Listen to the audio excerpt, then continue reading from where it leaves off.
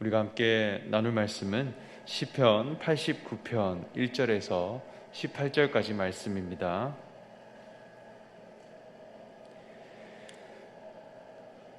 시편 89편 1절에서 18절까지 말씀입니다.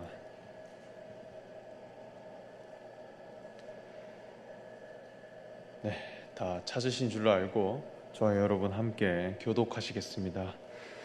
내가 여호와의 인자하심을 영원히 노래하며 주의 성실하심을 내 입으로 대대에 알게 하리이다. 내가 말하기를 인자하심을 영원히 세우시며 주의 성실하심을 하늘에서 경고히 하시리라 하였나이다.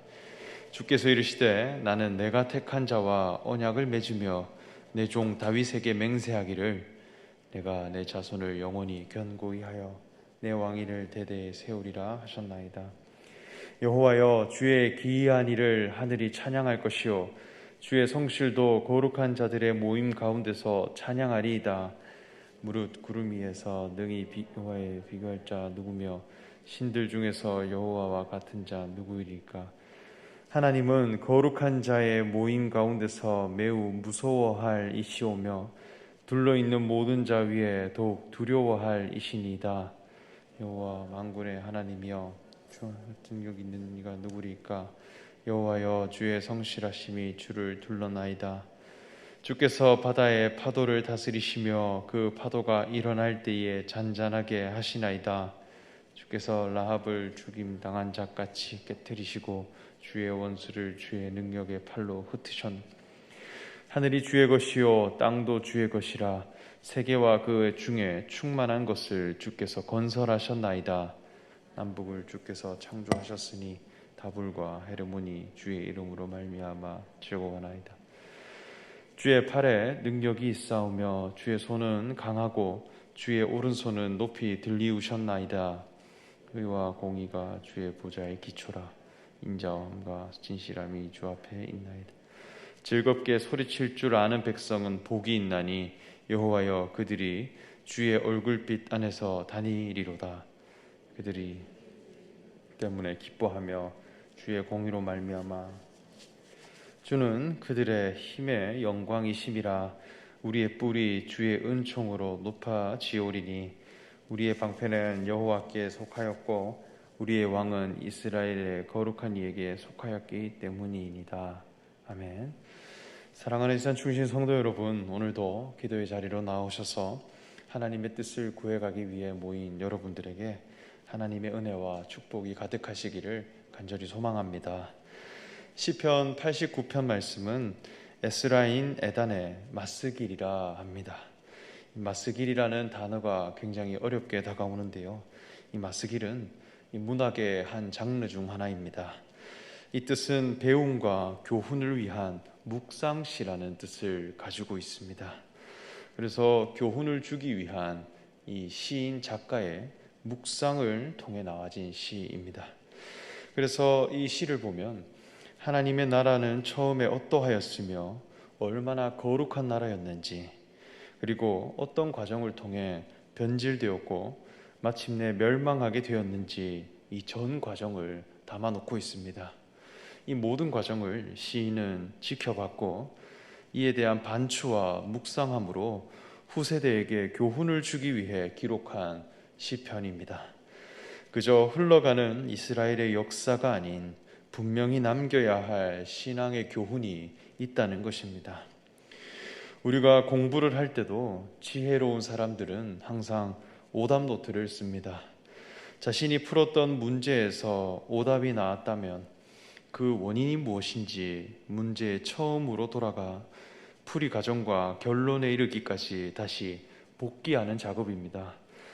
오답 노트를 써보면 어디에서 문제가 생겼는지 파악할 수 있고 마침내 그 원인을 해결할 수 있는 사람이 됩니다. 그러한 학생은 다음에 다시는 틀리지 않는 사람이 됩니다. 마치 시편 89편의 말씀은 신앙에 있어 오답 노트와 같습니다. 하나님은 이스라엘 백성들과 언약을 맺으신 분입니다. 이 언약은 영원하며 변하지 않는 하나님의 약속입니다. 우리에게 분명히 복을 주시겠다 약속하셨고 그리고 모든 과정을 이끌어 가시는 하나님이신데 이스라엘은 마침내 멸망하게 되었습니다. 하나님의 언약과 결과가 다르더라는 것입니다. 무엇이 문제였으며 어디서부터 잘못되었는가 분명히 교훈을 받아야 한다는 것입니다.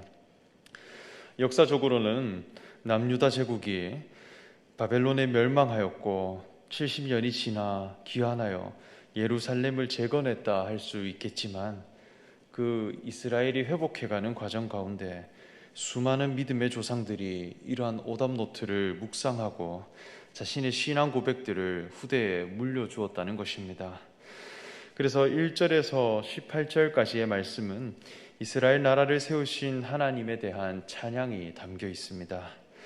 먼저 3절, 4절 말씀을 보면 주께서 이르시되 나는 내가 택한 자와 언약을 맺으며 내 종 다윗에게 맹세하기를 내가 내 자손을 영원히 견고히 하며 내 왕위를 대대에 세우리라 하셨나이다 말씀합니다. 하나님은 다윗과의 언약을 통해 그의 자손을 견고히 하며 그의 왕위를 대대에 세우시기를 약속하는 분이었다 말씀합니다. 하나님의 나라가 대대에 세워지는데 그 시작점에 다윗을 선택했다는 것입니다. 그는 다윗이 가진 신앙이 하나님 나라의 기준이기 때문입니다. 다윗은 하나님께 기름 부음 받은 이스라엘의 두 번째 왕입니다. 외모의 준수함으로 세워진 사울과는 다르게 다윗은 양을 치는 목자였습니다. 양을 돌보는 목자의 마음을 가진 그에게 제사장 사무엘은 기름을 부었고 다윗은 칼과 창과 방패로 승리하는 사람이 아니라 오직 만군의 여호와의 이름으로 나아가는 자였고 그가 골리앗을 이길 수 있는 그런 용사였습니다. 그가 하나님 나라의 기준이라는 것입니다. 이러한 다윗을 왕으로 나라로 선택했다는 것은 하나님 나라가 다윗의 신앙으로부터 시작되어져야 한다는 것입니다. 이는 다윗과 같은 믿음을 가지고 그리고 하나님 나라의 어린 양의 운명으로 하나님께 나오는 그런 사람들을 승리케 하시고 그런 신앙을 계승한 왕들이 계속 나오게 될 것이다 하는 하나님의 언약입니다. 마침내 이러한 다윗의 혈통을 통해 예수 그리스도께서 나셨습니다. 그러므로 하나님을 섬기는 우리도 하나님 앞에 어떤 행함과 어떤 공로와 외모로 나아가는 것이 아니라 오직 어린 양의 운명으로 목자 되신 하나님만을 의지하는 그러한 사람들로 우리가 나아간다면 우리에게서 펼쳐질 하나님의 나라는 영원할 것이라 확신합니다. 다음으로 9절 10절에 주께서 바다의 파도를 다스리시며 그 파도가 일어날 때에 잔잔하게 하시나이다. 주께서 라합을 죽임 당한 자같이 깨뜨리시고 주의 원수를 주의 능력의 팔로 흩으셨나이다 말씀합니다. 하나님은 바다의 파도를 다스리는 분이다 찬양합니다. 그런데 하나님은 바다만을 다스리시는 분일까요? 하나님은 우주에 충만하신 분입니다. 하나님은 하늘도 다스리시는 분이고 우주도 다스리시는 분이고 산도 다스리시는 분입니다. 그런데 여기에는 구체적으로 바다를 다스리시는 분이라 표현합니다. 이는 이스라엘 백성들에게 있어서 이 바다가 매우 중요한 의미를 가지고 있기 때문입니다. 이스라엘 백성들이 애굽에서 400년간 종살이를 할 때 하나님은 모세라는 지도자를 세우셔서 자신의 백성들을 이끌어내기 원하셨습니다. 세상의 위대함을 이루고 국고성과 람셋을 건설하는 데 희생하고 이용당하는 이스라엘 백성들이 그곳에 머물러 있는 것이 아니라 이제는 광야로 나아가 하나님의 절기를 지키고 거룩한 백성들로 살아가는 그 구원 사역을 행하셨습니다. 그때 무엇을 건너가게 하셨나 할 때 홍해 바다를 건넜다 말씀합니다. 애굽을 탈출하는데 바다를 건너가게 하셨다는 것입니다. 그래서 이스라엘 백성들에게 바다는 극복해야 할 대상으로 여깁니다. 그리고 바다를 건넜다는 것은 곧 세상과 구별되어진 사람이 된 것입니다. 바다는 세상의 온갖 물들이 모여있는 혼재된 곳입니다. 어쩌면 거룩함과 가장 반대되는 장소가 바다라 할 수 있겠습니다. 구별되고 구분된 곳이 아니라 땅으로부터 흘러나오는 모든 물이 뒤섞여 혼합되어진 물들입니다. 산골짜기의 물들도, 구정물도, 오폐수도, 짐승의 배설물도 다 흘러가면 마지막에 바다로 모입니다. 그래서 구분되어진 물들이 아닙니다. 우리가 사는 지구도 70%가 바다로 둘러싸여져 있다 합니다. 그런데 정말 마실 수 있는 물은 1%밖에 안 된다고 합니다. 물이 넘쳐나는데도 마실 물이 없다는 것입니다. 다음으로 바다는 만족함이 없는 곳입니다. 바닷물을 마실수록 더욱 그 갈증이 심해집니다. 그래서 사람이 바다에서 살아갈 수 있느냐? 그곳에서 살아갈 수가 없습니다. 사람은 땅을 디디고 땅을 버타며 살아야 할 존재이지 바다에서는 참된 만족함을 찾을 수가 없습니다. 그곳에서는 씨를 심을 수도 없고 열매가 나온다든지 생명의 양육이 이루어질 수 없는 곳입니다. 그리고 바다를 향해 가면 바다 속에 있으면 방향성이 사라집니다. 내가 지금 어디에 있는지, 어디를 향해 가야 하는지, 내가 어디까지 왔는지 방향성을 완전히 상실한 사람이 됩니다. 그래서 혼란에 빠져버립니다. 바다의 파도는 어디서부터 오는지 어디로 가는지 알 수가 없습니다. 예상할 수도 없고 파악할 수도 없으며 규칙도 없습니다. 너무나 무질서한 그런 곳입니다. 그래서 바다에서 길을 잃어버린 사람은 반드시 등대 빛을 찾는다고 합니다. 어디로 가야 할지가 보이기 때문입니다. 우리가 살아가는 이 세상은 온갖 가치들이 뒤섞여 살아가는 그런 바다와 같습니다. 온갖 삶의 방법론과 세상이 좋다 여기는 생각들이 혼재되어진 곳이 바로 세상입니다. 인생은 이렇게 살아야 한다, 저렇게 살아야 한다, 이것이 좋은 것이다, 저것이 좋은 것이다. 삶의 방법론을 보면 정말 다양합니다. 사람마다 다르고 시대마다 다르고 장소마다 다릅니다. 이것을 다 혼합시켜 놓으면 사람이 도대체 어디를 향해 가야 할지 그 방향성을 상실합니다. 그리고 유행과 풍조가 날마다 바뀝니다. 한때는 주식을 하는 것이 답이라 했다가 한때는 부동산을 하는 것이 좋다 했다가 인생의 정답이 하루아침에 뒤바뀌어 버립니다. 마치 파도가 사방에서 치듯이 풍조가 일어날 때마다 여기저기 반응해 가지만 정작 내 삶의 방향성은 없는 그러한 곳이 세상이라는 것입니다. 그저 순간순간 일어나는 그 유행에 반응할 뿐입니다. 사람들이 좋다 여기는 가치들이 온 세상을 뒤덮고 있지만 그 안에 정말 나를 구원할 가치가 있는가? 하나도 없다는 것입니다. 아무리 마셔도 갈증이 해소되지 않는 곳입니다. 온갖 정보들이 넘쳐나지만 정작 나를 구원할 진정한 가치는 없는 아주 공허한 곳입니다. 이러한 바다를 이스라엘 백성들은 이긴 자라는 것입니다. 하나님은 오히려 이러한 바다를 다스리는 분이시고 잠잠하게 하시는 이시다 말씀합니다. 왜냐하면 하나님은 거룩하신 하나님이기 때문입니다. 이 거룩함은 구분됨입니다. 하나님의 관심은 방법이 아니라 목적입니다. 삶의 노하우를 갖춘 사람이 아니라 하나님이 지으신 사람을 지으실 때 매겨놓은 목적 대신 그리스도를 갖춘 사람입니다. 하나님의 형상을 가진 사람이 나타났을 때 비로소 하나님은 만족하셨다 했습니다. 한 가지만 보신다는 거예요. 그리스도만 갖춘다면 만족해 하시고 모든 것을 이기게 하시는 분입니다. 이러한 하나님을 따라 나섰는데 바다가 갈라지고 애굽은 떠나게 되었다 말씀합니다. 이것이 이스라엘 백성들이 바다를 건너간 사건입니다. 그래서 하나님의 성전을 건축할 때도 성전뜰에 물두멍을 놓게 하고 그곳을 바다라 불렀습니다.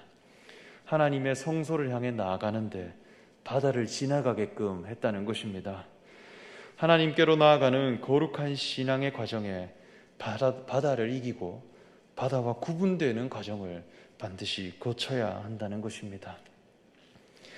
예수님의 제자들이 배를 타고 벳세다를 향해 갈 때 제자들은 바다 한가운데 있었다 말씀합니다.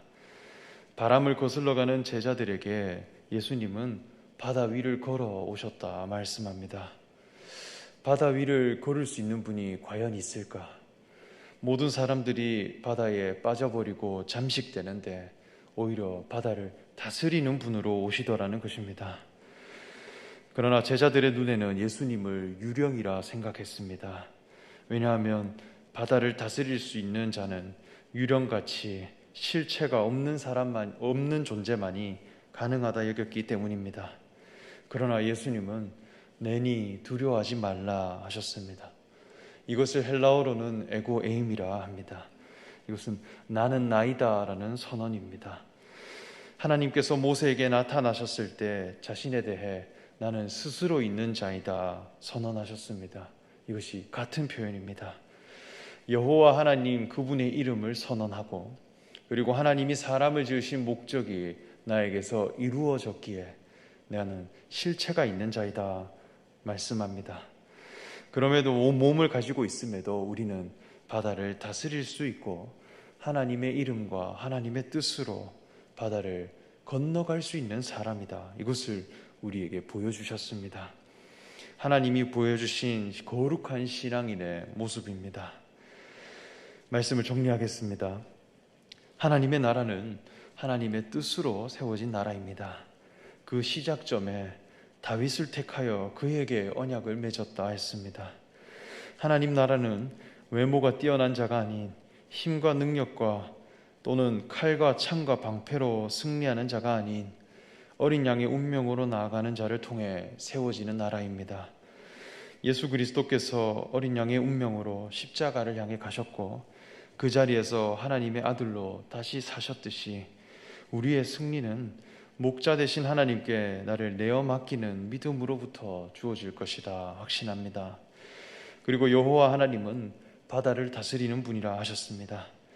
거룩함이 없이 혼합된 가치관이 뒤섞여 있는 이 세상은 마치 바다와 같습니다.